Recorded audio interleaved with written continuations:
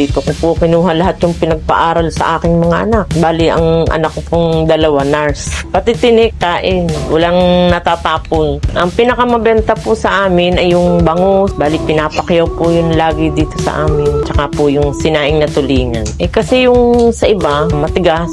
Yung sa amin naman, parang sardinas. Pati tinik, kain. Walang natatapon. Ako po pala si Susan Ramos na taga Barangay Soledad, San Pablo City. Ako yung may-ari nitong Susan Eatery.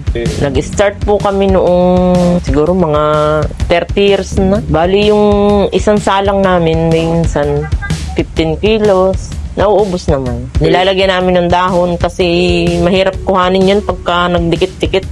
Buti kung kagaya ng iba na matigas, ayan malambot. Siyempre, madudurog pagka minsan nadikit doon sa kabila. Kaya nilalagyan namin ng pag-itan. Niimbitahan ko po ang lahat